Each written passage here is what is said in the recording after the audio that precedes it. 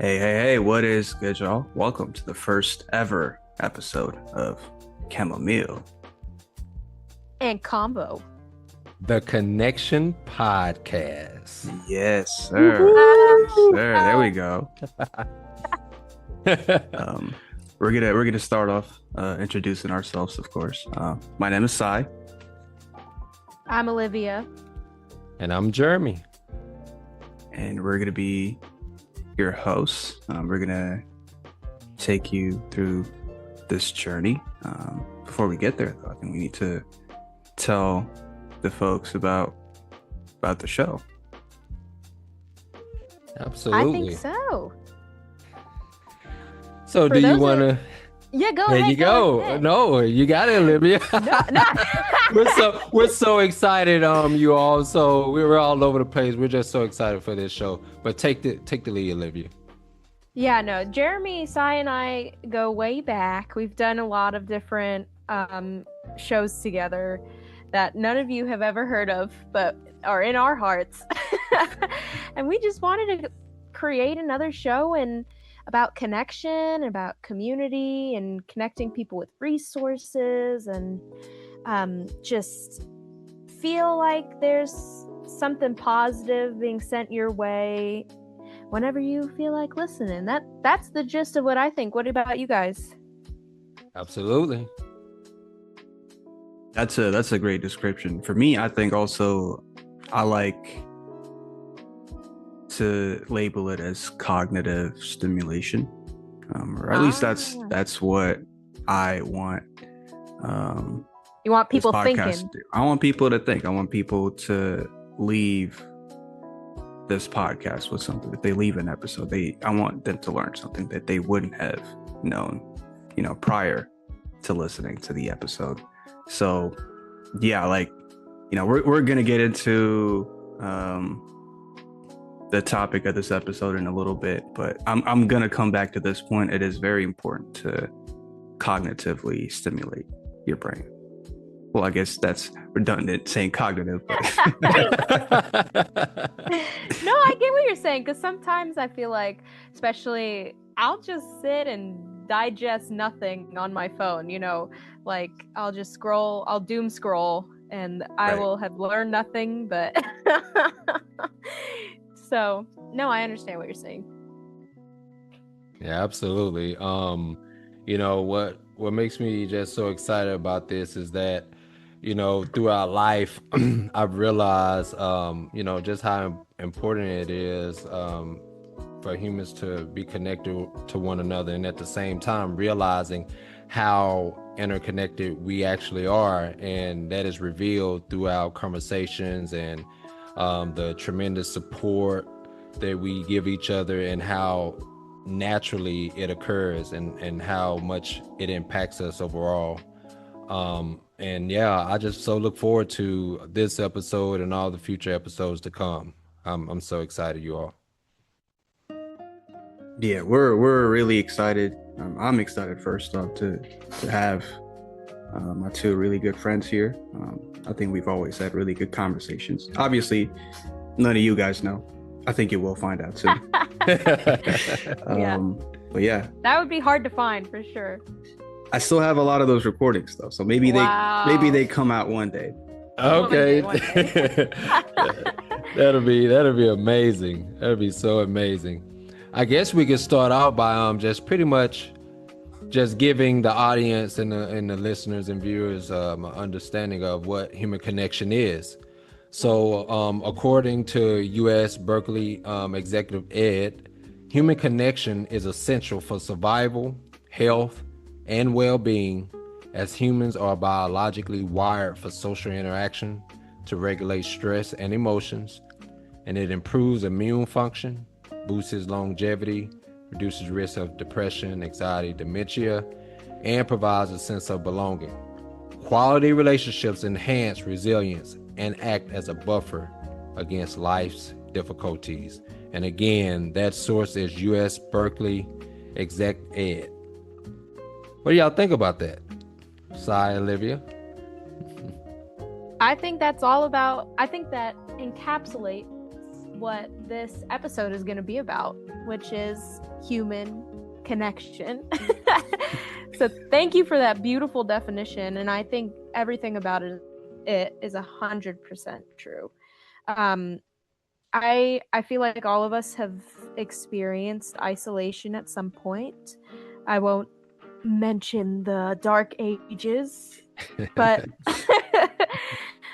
and you could tell those that didn't have a community, including myself at times, just like going stir crazy, so yeah, I believe it's 100% necessary, and there's many studies that prove without human connection or that feeling of loneliness and isolation lead to decline mentally and physically. So. Right. Absolutely. Yeah, like you said, Jeremy, it's I think we tend to maybe think about loneliness or think about connection socially, but like you said, it has more of an effect on you, even like biologically, physically, mentally, and all of these ways that you mentioned. What I was saying earlier with the cognitive stimulation, it comes back to having meaningful connections with people, with your friends, your family, whatever it is, because this is separate to just connection, but being cognitively stimulated actually decreases your risk at Alzheimer's, and this is further proven with like human connection, having those connections, having those relationships where you are stimulated, where you are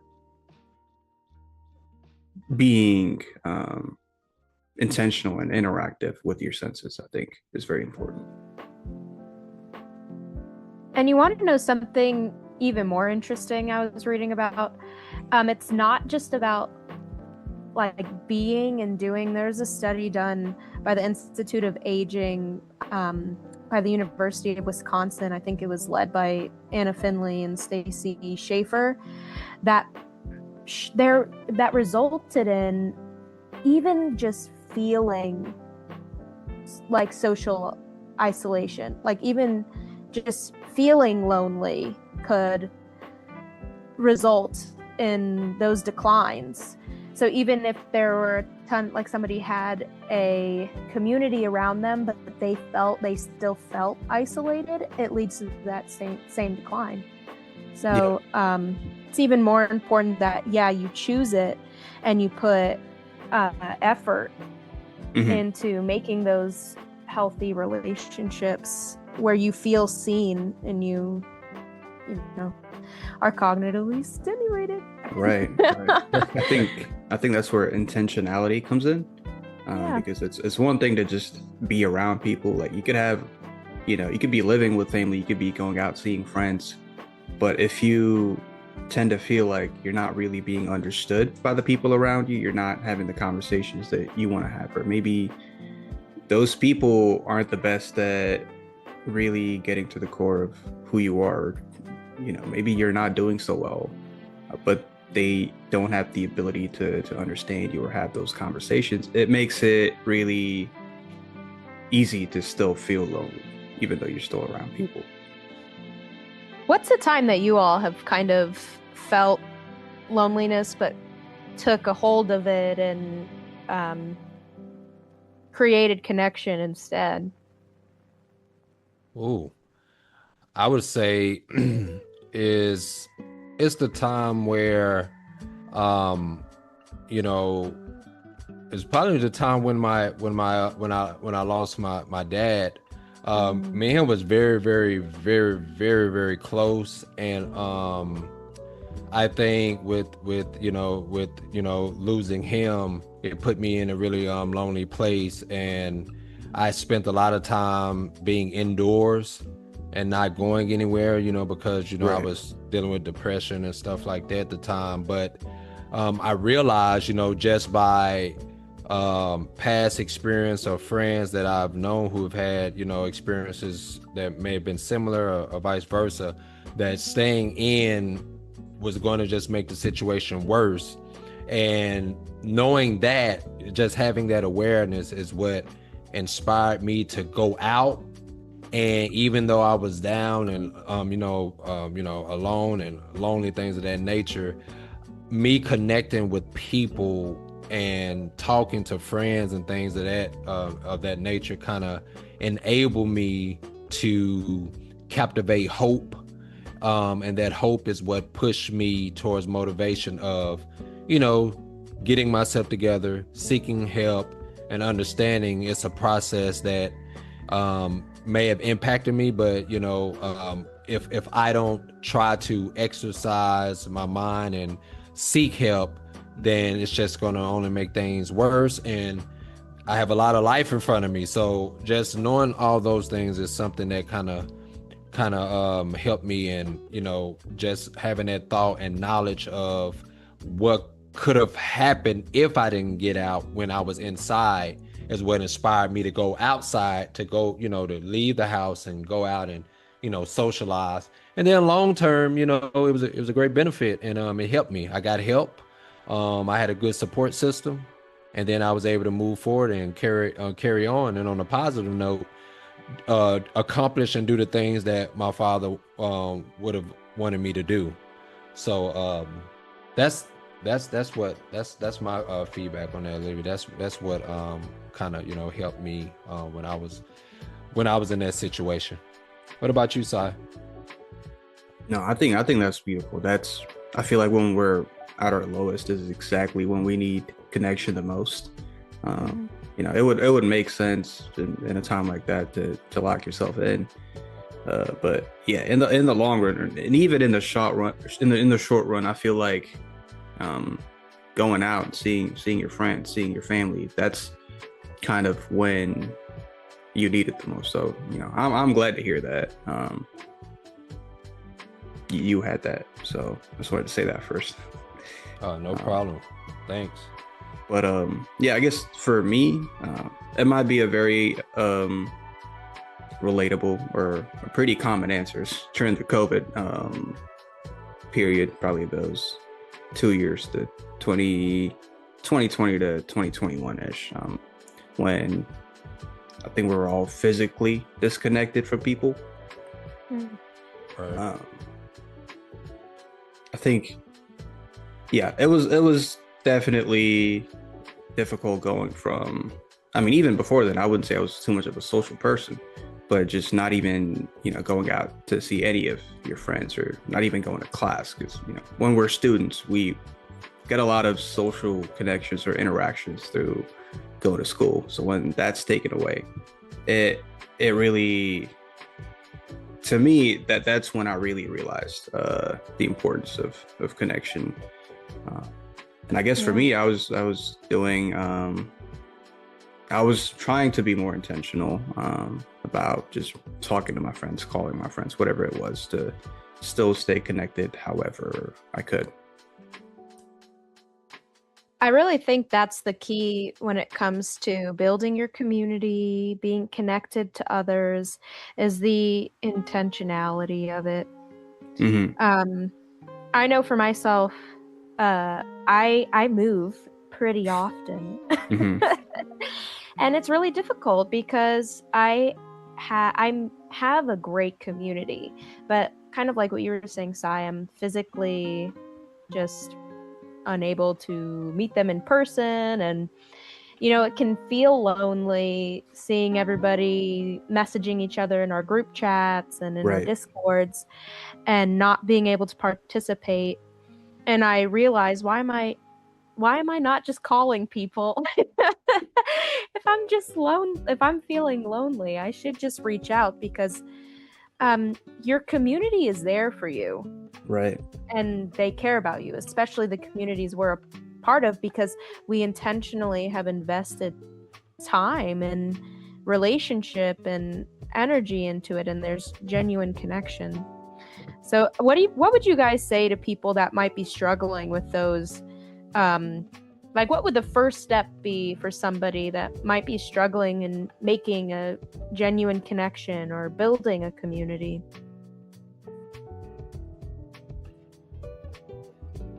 Well, I would say one of the first things to do is to accept, for example, let's say if you're, you wanted to make more connection with people, is to be honest with yourself and say, hey, okay, I want to make connections, accept that thought process, and then begin to take action and the effort into doing that.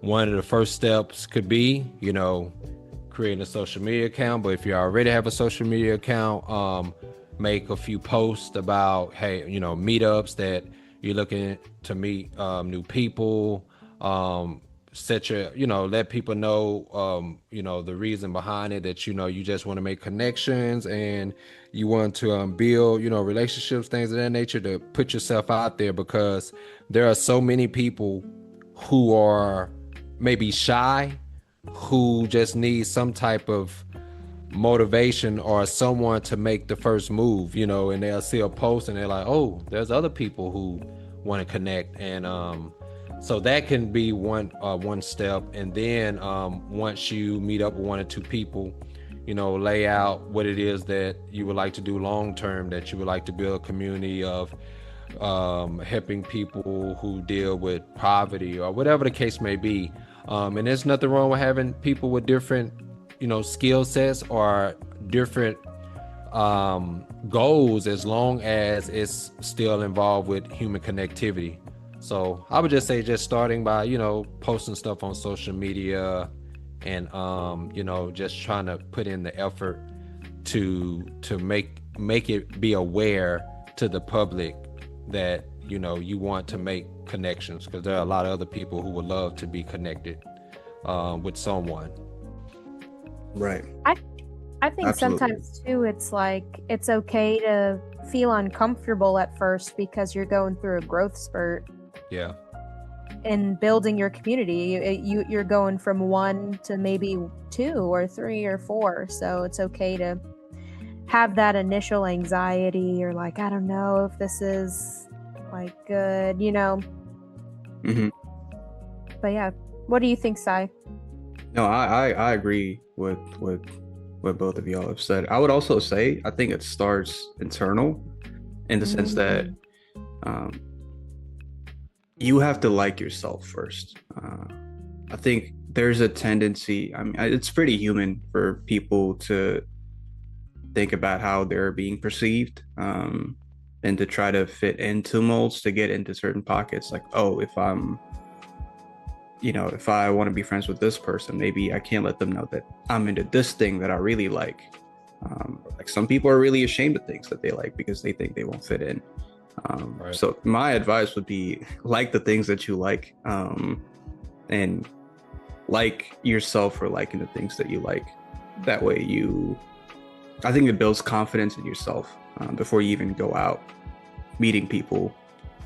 And I'd say, like, shared spaces are very important. Like, if you're in school, that's where you're going to meet the most people, with a wide variety of viewpoints and interests. Like, that's where you'll meet the most people in your life. But let's say you are out of school, and I think this is also pretty common for people who are out of school to feel really lonely, because that's just the nature of things. Once you're out in the real world, or out in the workforce, the people you really know are your coworkers and maybe the few friends that you still have.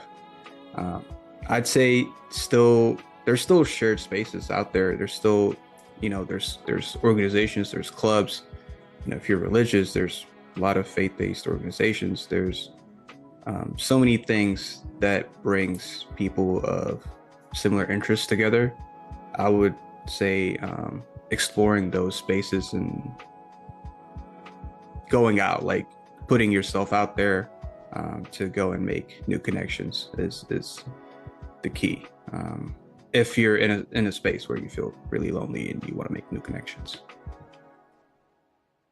Yeah, totally agree. And one thing that you had mentioned, size, about like a lot of people, they have to have confidence in themselves, and believe in themselves and things of that nature.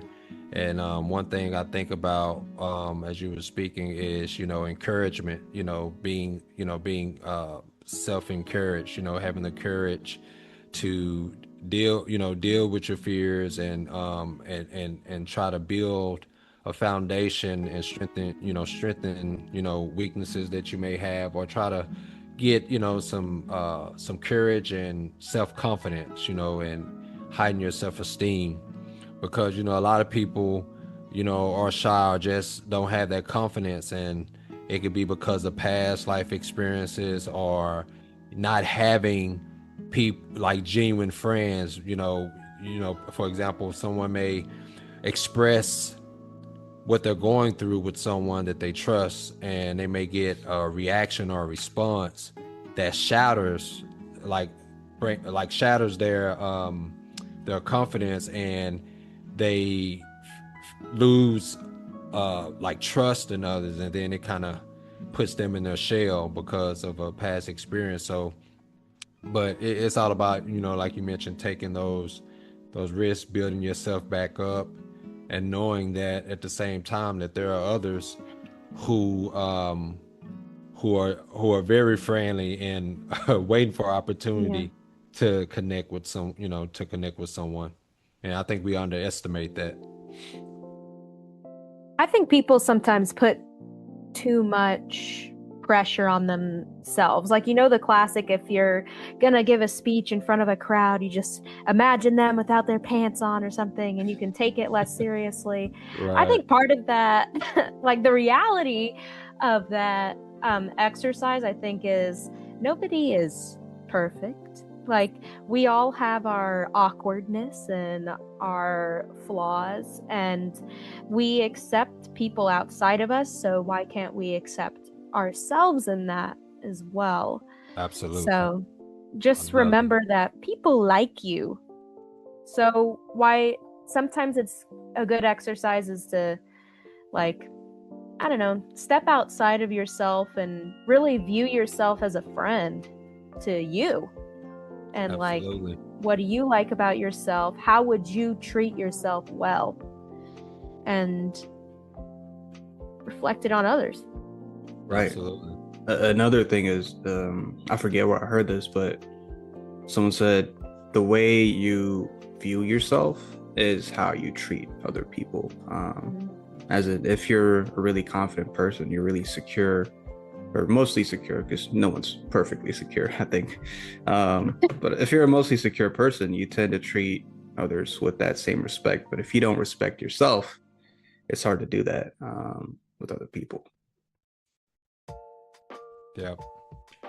And one thing I thought about too, if you look at people who are now very successful, whether if it's family members, friends, loved ones, or just people in general in society,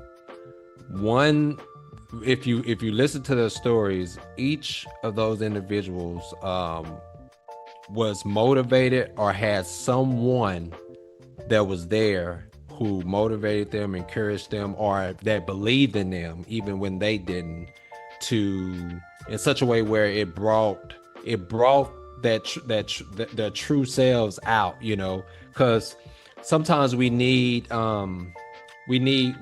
someone to kind of look up to or seek out as like a mentor or whatever the case may be. But I'm just breaking it down and summarizing and saying this is that we all need each other, and I think that's what's so unique about us doing this podcast and having the basis and foundation as human connection, because that's what it's about, connecting with someone or a group of people and being able to help each other grow. And you never know, one word, one conversation, one greeting can be just enough fuel to inspire and motivate a person to be the best version of themselves.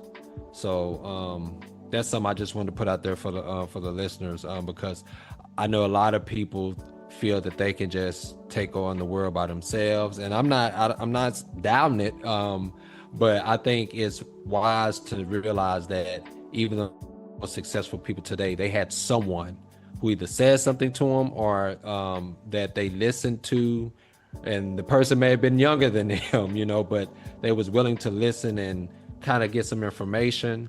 They took that information, applied it, and now they are making progress in their life, and they're living a very happy life, taking care of their health, and at the same time mentoring and teaching others and inspiring others. So what do you both just think about that in general? And is there anyone that you know personally or someone that each of you can name that is a prime example of kind of like what I just shared? I'm thinking about somebody that could be a prime example, because I know I've worked with many people that has been their story, where they didn't really have a support system at home, or they had terrible experiences growing up and really shaped them to have terrible self-worth, and just one mentor in their life being enough to put them back on a path of actually enjoying life and enjoying themselves more. And it's kind of like utilizing that positive psychology of looking at life a little more in a positive manner, so that you could reshape how you view everyday situations. Like, I knew one person that, like, they would just always say that they couldn't have a good day, and I started talking to them about, you know, you can't let one thing in your day be your focal, like one negative thing be the focal point of your whole day. You have to think about all of and linger on the positive things that happen that are way greater than a bad experience, or just just poor timing, or, you know.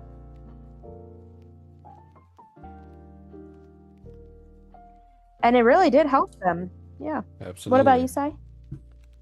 Absolutely.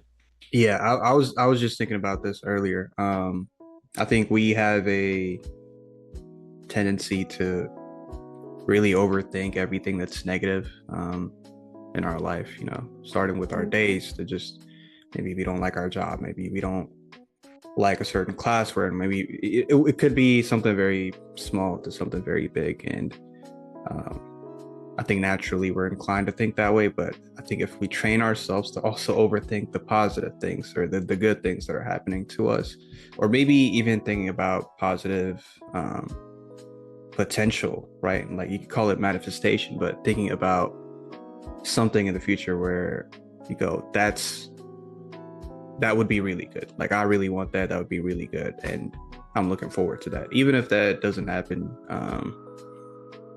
I think having those positive thoughts can really affect how you go about your day. Absolutely.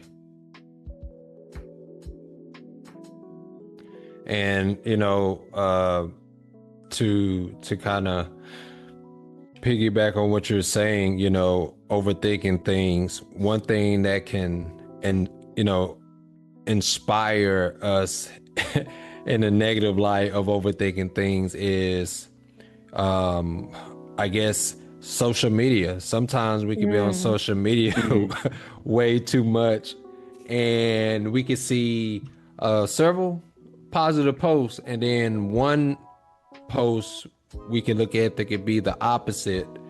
We can focus on it and then end up looking up what was said, and now the next thing you know, we are down this path of all the chaos or whatever is happening, and it kind of overrides all the good things that we have. And we have to remind ourselves that even though things are going on in the world, we can't control those things, but one thing we can control is ourselves. And it goes back to what you're saying. So, like, you know, we could overthink things and things of that nature, but I think it's very important for us to be grateful and have gratitude towards what we currently have. And that's something that I've really been, kind of thinking about as of late. And that alone has been keeping me personally like balanced and keeping a good foundation under myself, is just being grateful for what I have. Right. And it's interesting you bring up social media. I think it's definitely widespread now. Everyone uses it. But I was reading this article, I think it was from the Erie Institute of Technology, where they said Gen Z is actually trying to get offline more so than ever. Really? Yeah. It's wow. I think it's because people are starting to value authenticity. Yeah. Like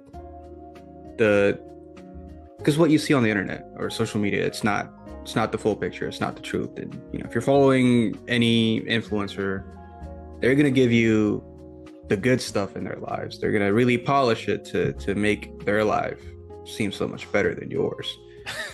Or you'll just see some really horrendous stuff on there. There's really no in between. Yeah, that's true. Which is why there's some good cooking videos. There's obviously a lot of good stuff. But I guess getting offline in the sense that making connections outside of social media, I think is a good tool to maybe keep your connections, or like I send reels to Olivia all the time. Yeah. They're great. You go back and forth. Right. But having that balance of still having a real relationship or a real connection outside is what people are starting to value a lot more, I think. Absolutely. It's interesting too, because I also read, I wish I remembered where, I'll have to look it up and drop it in our resources below. But I also read that Gen Z leads in like basically kind of consumerism on social media. Like there's a lot of product discovery that Yep.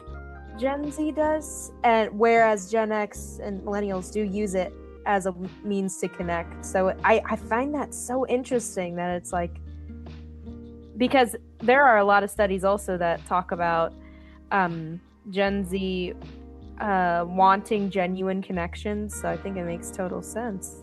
Right. Maybe and I've seen it play out with my own family too, like kind of be like, I'm done with social media for a while. Right. And then they come back, but Right. Maybe it's just the way, because I think we're the generation that grew up with social media, whereas like the millennials, they grew up and then they had social media, and like Gen Alpha, social media was already big when they popped out. So I think for us, we kind of grew with those platforms where we discovered a lot of new things along with it. And maybe for us, it wasn't as much about connection. It was like, oh, this is like a really cool new thing where you can do all these different things, right? Like as exactly, Instagram, Twitter, whatever got more, like they upgrade over time to where you have like Facebook Marketplace now, all these things. You have paid influencers who do promotions. It's gotten to a point now. It's gotten to a point now where it's they're all selling things, and we're moving further away from that connection aspect that was originally intended, maybe. I think also it plays into the overthinking of, like, I don't know, one thing I know I do is as soon as I, like, the meme that's like, go touch grass is so real sometimes, because I'll be scrolling on Instagram, or I'll just be overthinking in my head, just not feeling great. Like Jeremy, what you were mentioning about, you'll just go down a rabbit hole and you're like, well, this didn't serve any purpose, and now my soul has not been fed. It's been like, and you just have to switch it up and go hang out with friends, or call your family, or do something that feeds your soul. Right. I think another thing is literally touching grass. Like if you go out and you feel the sun, that is physically just gonna make you feel better. And obviously, doing it with your friends, your family, whatever, like having that connection, you'll instantly just feel better from whatever was keeping you down. And yeah, social media can definitely keep you down if you're not intentional. I think Yeah. that's another thing is if you're doom scrolling, you'll eventually find something that'll just ruin your day. Yeah. Um, but if you're intentional, you can get in and get out Yeah. before that happens.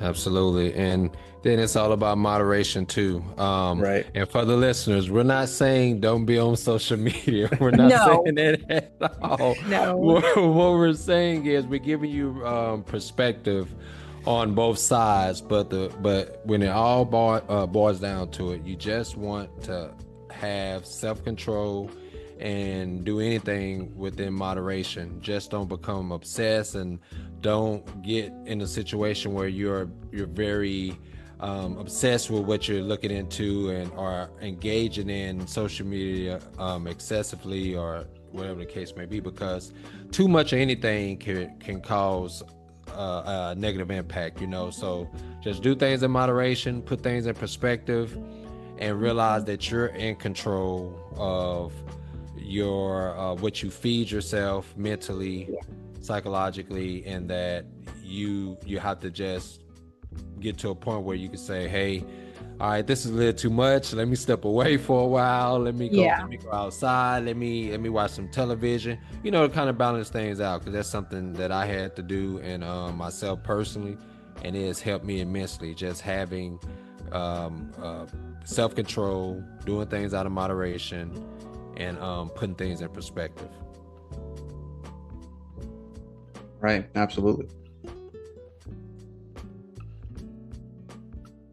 Yeah, I totally agree. I think it's that self-awareness key. I'm a person that believes good can come out of anything. We all use social media here. Right. We can't, Right. Yeah. Right. but we Yeah. know our limit, and we know how to mentally check ourselves when we're not feeling quite right, or if like it's time to focus on another hobby. Right. Right. I think, yeah, like I said earlier, I think being intentional about why you use social media is also pretty important. Like, it is absolutely a great way to stay connected with your people. I can't deny that. And it is a great way to just take a break from everything else. Right. So I think if you're intentional about that, I think you really minimize the negative effects of it. And yeah, everything, it goes back to the connection for me too, is like, yes, it is a great way to connect, but also offline connection, like, it's 10 times better. Yeah, you so- can't maintain in that way, Right. And So yeah. and you'll find a lot of genuine and more authentic interactions and conversations when you're in the presence of someone and Right. when you're out. I mean, there's been times, don't get me wrong, realistically you can have those same connections online, but I've noticed just overall more people have connected with others much more in depth when having that physical contact, handshake, hug, or just sitting down, being in the presence of that person and just talking to them and things of that nature. It's just much more organic that way. As far as the research tells it, and just in general, we know the difference, just like talking on the phone versus texting. There's a different connection that you have when you're having that conversation on the phone. There's more that can be said, and there's more that can be felt through that, through that conversation on the phone versus just a text message. So Right. that's just something I want to to kind of put out there as well. Yeah. Listeners. Do Absolutely. not be afraid of the phone.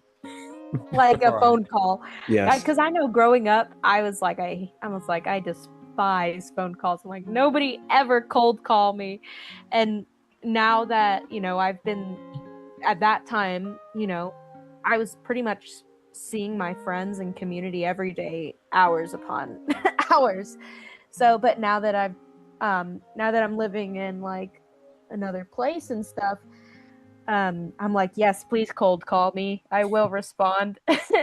And it is like, I'll Snapchat my friends back and forth. We'll send reels. We'll message on Discord. But whenever I just light up when I get that cold call, just someone driving home from work and being like, hey, I wanted to catch up, or hey, I was thinking about you, or and like me doing the same to them. It really just is the best.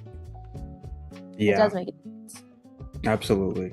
Yeah. And I guess for me, it's also a part of growing up is you realize you don't have as much time anymore. Yeah. And yeah, like you said, you don't see your people. Like I'm still in the place I was before, and I still don't see my people as often as I used to. At least I don't have that excuse. But which is why I think it's really important. Like I try to be intentional about connecting with and calling my people to keep that connection, because it's hard to keep the connection because we change all the time. We grow, we change, and if you don't keep in touch with someone and you call them 2-3 years later, that's a completely different person. Yeah. Sometimes you can pick up right where you left off. Sometimes you can. So if you haven't contacted that person, right, like you should contact them right now and be like, hey, what's going on? Yeah, you absolutely should. But I think it's also really important to be really aware. Stay connected with your friends. You don't have to wait. You don't have to let time go by for that connection to rekindle. I'd say just keep at it.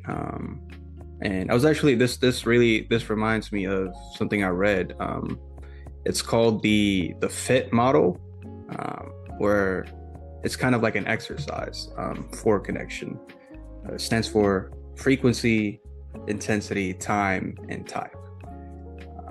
So this is where everything that I've said about intentionality comes in, where you think about how frequently do you want to connect with someone. Like how intense of a connection do you want? Do you want a 5-minute conversation? Do you want to hang out with them for the entire night? And the time is also important there.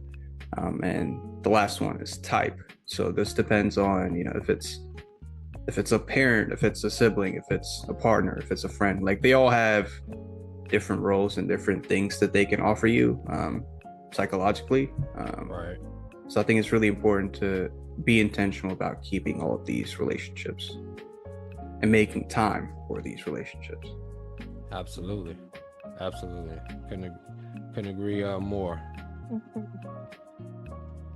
And I know one thing that I think Olivia, you or Sai mentioned earlier was something in the area of where like COVID. There was a time where you dealt with loneliness during like when COVID hit.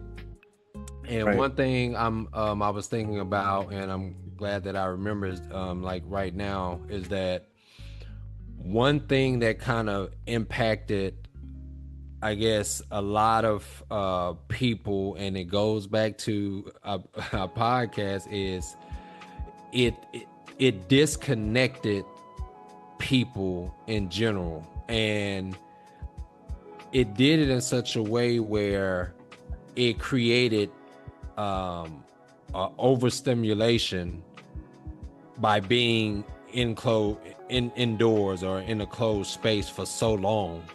And it comes with that excessiveness. Excessively being indoors can create that social isolation and reduces emotional connection. So with that being said, for the listeners, and I think Sai and Olivia will agree with me on this, is that when you're out, one thing was unique about being out is that nature itself boosts your mood, and it gives you, like Sai was mentioned earlier, that just the sun shining on it, it gives you that natural inclination to be happy and to just enjoy life. And even our ancestors, they were out, you know, they had their homes and whatnot, but they were out a lot. They were out in the communities, and, you know, walking and spending time, you know, planting and just sticking their hands and everything in the soil and just connecting with Mother Earth. So, you know, being outdoors and around nature can also create within yourself that true connectivity of human connection, and can kind of help get you back into that state of mind that we were all in as a society prior to COVID, because that's one thing that COVID really impacted us on, was just that disconnecting us from one another, which was a natural thing that was, you know, that is inborn within us. And I think that's why the impact was so in depth, because it stripped away our natural inclination, which was to socialize and connect with others. So listeners, make sure you get out and kind of try to rewire your brain by being out more than you are inside. Right. Oh, go ahead. Go ahead. One interesting study I also read was by, I think it was Kirsten Weir. I don't know if I'm pronouncing her name right, but she did a study called Nurtured by Nature, and it reiterates exactly what you said. Not only did it improve mental health, because I think there have been other studies that just, like, you know, vitamin D helps, and when you're in nature you have lower cortisol and serotonin, but it also sharpened cognition. I thought that was cool. I just wanted to put that out there. I thought that was really cool. Yeah. I love that you guys brought this up, because I was just gonna say this could literally be an entire episode of how important connecting with the nature is. Yes. You know, like that's another part of connection I think that we're also missing out on a lot, especially living in, I could go on this for like an hour, but especially living in cities, or, you know, even suburbs, you're not really in nature. You're not really experiencing nature like our ancestors did, maybe even like 100 years ago. So I think it's really important for us to really get out there, not just out in the neighborhood. That's important too. I think that's good for social connection. But in terms of like connecting with the nature, I think going out into the depths of nature and really appreciating that, I think would do a lot for us psychologically. But I would love to talk about this for like an entire episode. So maybe in the future. We can save it. We can save it. Yeah. Yes, definitely. Absolutely. Well, we hope for the listeners out there that, you know, you loved what you heard today, and we would love your feedback. We would love to connect, and if you are someone who are very interested in these type of topics and conversations, then hey, we will be honored to, you know, maybe get an interview set up, and you can talk about some good things that can be very, you know, helpful in the future. Absolutely. Totally agree. Absolutely. Yeah. Well, I hope you all have a good one. I mean, is there anything that, you know, Sai, Olivia, you may want to say for the listeners before we wrap this up? Oh, I would just reiterate what I said earlier. I really hope that, you know, people tuning in left with something after tuning in. I think that's gonna be one of my biggest goals. And also just, I'd say, don't be afraid to go out there and make those connections. Absolutely. Yeah, and I would just say you are not alone in how you're feeling. It is a human experience. It is common. And just like Sai and Jeremy have said throughout this episode, you are in control. You know, go out and attend that like fun activity night, or start that hobby, or connect with that previous friend or family member. Like, you're in control. You're not alone. Hope you enjoyed. Absolutely. Y'all take care. Thank you guys for tuning in, supporting us, and we'll catch you next time. See ya. Peace. Peace. Peace.